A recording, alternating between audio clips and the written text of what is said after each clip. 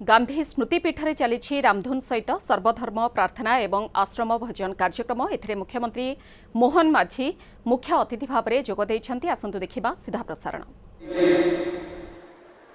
सुदीर्घ लंबा समय ये स्वाधीनता संग्राम संघर्ष रे नेतृत्व से भारत वर्षर नहीं थिले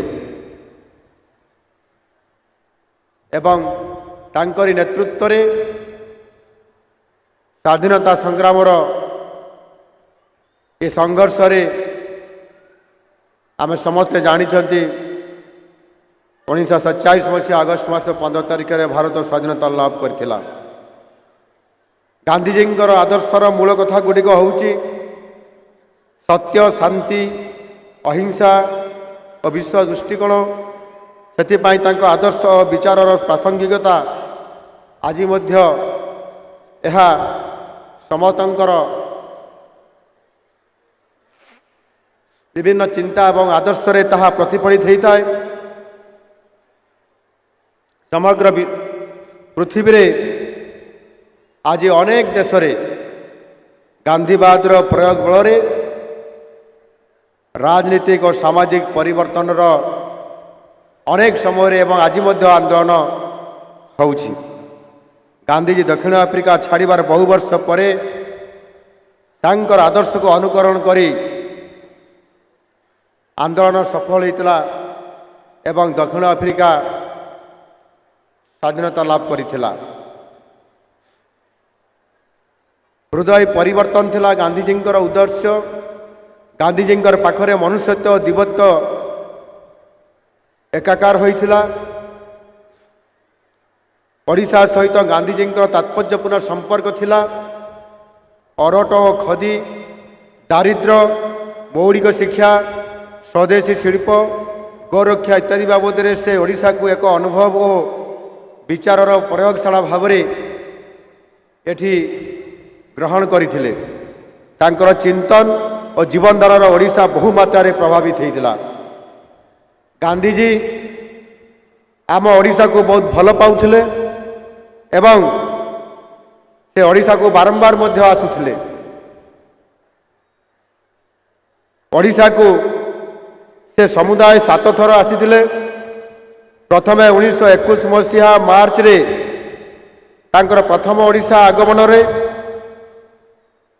सही मास 27 तारिख रे अमृत बाजार पत्रिका जेभली भाव में परिवेषण होइतला ता शुणिले आम समस्त को आश्चर्य लगे। से संवाद रे लेखा थिला मार्च 23 तारिख होली होइतिले मध्य लोक माने गांधीर आगमन रे आनंद उल्लासर सहित रंग खेली। कटक रे पहुँचवा मात्रे 72टी कीर्तन मंडली सहित 10,000 रु अधिक लोक तांको भव्य स्वागत जणाइथिले। रास्ता रे दुई पार्श्व हजार हजार लोक महात्मा गांधी की जय महात्मा गांधी की जय ये प्रकार नारा देई तांको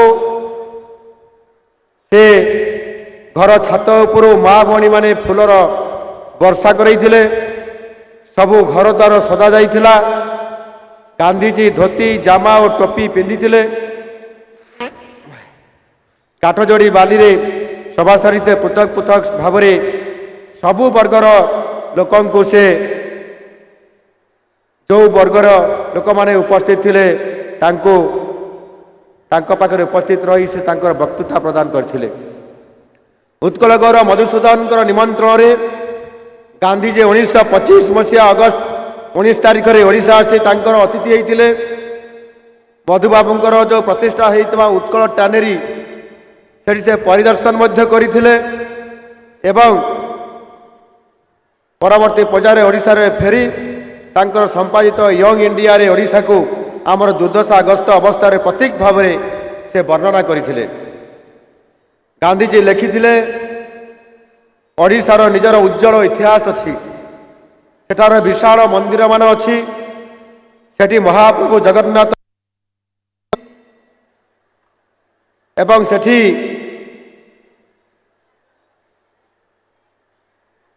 से प्राणी मध्य प्रभेद एवं विचार से प्रभेदाद्य ये विचार से करती ना 1927 मसीहा डिसेम्बर मासरे एवं 1928 मसीह गांधीजी पुनर्बार आउथरे ओडिशा को आसीथिले किंतु ये जेते थर गांधीजी ओडिशा को आसीथिले ता भितरु से जो पंचम थर ओडिशा को आसीथिले 1934 मसीह ये ओडिशा गस्त थिला गांधीजी एक उल्लेखयोग्य एवं घटना बहुल तांकर ए गस्त मई मास 5 तारिख में पहुंची मई 16 तारिख में ओडिशा छाड़ी किंतु पुणी 21 तारिख में आसी जून 8 तारिख जाए ओडिशार पुणी आउथरे विभिन्न स्थान को से भ्रमण करथिले मई 8 तारिख दिन पुरीर उत्कलमणि पंडित गोपबंधुंकर प्रतिमूर्ति अनावरण करी गोपबंधु को श्रद्धांजलि देइथिले गांधीजी यही दीर्घ गस्त को विशेष भाव में हरिजन यात्रा बोली कहा जाउथला हरिजन पदयात्रा समाज रे दलित पतित निष्पेषित और अवहेलित लोक किभली भाव में सामाजिक न्याय एवं जातिप्रथा विरुद्ध रे व्यापक भाव में जनसचेतनता तैयारी करा जाई परिबो आउ सेथिपाई लोक माननकु जागृत करिबा पाई गांधीजींकर ये गस्त थिला एक अविस्मरणीय रहिबो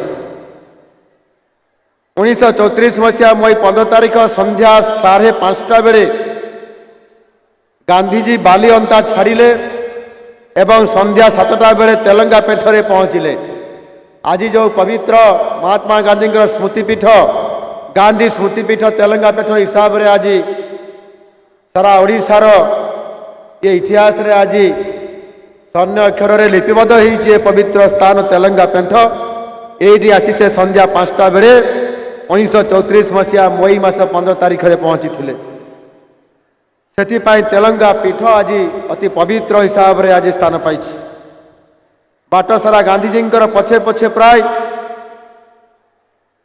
2000 लोक गांधीजी की जय ये ध्वनि देकर यही पवित्र स्थान तेलंगा पीठ को आनी आई आज नुआ सरकार जिते बड़े आसिले एवं गांधी जयंती पालन करिवार अवसर जिते बड़े आसिला एवं मते मते सुजोग मिलिला ये पवित्र स्थान तेलंगा पेंठ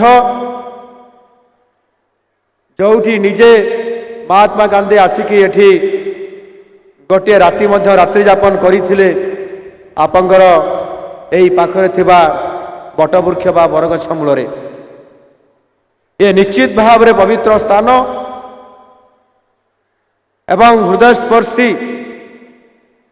एठी तांकर रहिबार एवं कार्यक्रम भितरे आउ गोटे हृदयस्पर्शी एक घटना घटीला जड़े 80 वर्षर वृद्धा गांधीजी को आलिंगन कले और निज हाथ में सूता काटी बुणी गोटे खदर लुगा गांधीजी को उपहार देइथिले महात्मा गांधी अत्यंत भाव ये लुगा पाई आनंदित होइथिले एवं से लुगाटी को से नीलाम करैथिले एवं ए नीलाम हवा फरे लुगाटी सेते बेले 1934 मसीह 7 टंकार नीलाम होइथिला ये गोटे विराट ऐतिहासिक घटना एवं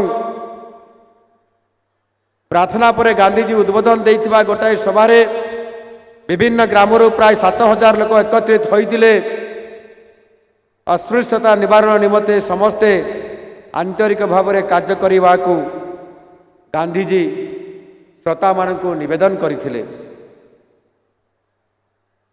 जदि लोक मैंने कहवा मुताबक कार्य न करेंगे केवल तांको देखिया पाई बहु संख्यार आसिले मध्य किसी प्रभाव हेब नाही बोली ए कथा को से दोहराई थिले मु ए तेलंगा पेठर माटी उपरे छिड़ा होई मोर विनम्र प्रणाम आउथरे जणाउछि ये माटीर महात्मा पादधूली पड़ी से पवित्र माटी आज आम समस्तंकर पाई अति पवित्र या पर 1938 मसीह मार्च मास 25 रु 31 तारिख पर्यंत गांधीजी डेलांगर बेरबई ठारे मध्य एक संपूर्ण आश्रम जीवन यापन करथिले स्वदेशी मौलिक शिक्षा खदी ଏବଂ ତାହା ସହିତ ଅସ୍ପୃଶ୍ୟତା ନିବାରଣ ଉପରେ ସେ ଉଦ୍ବୋଧନ ଦେଇଥିଲେ।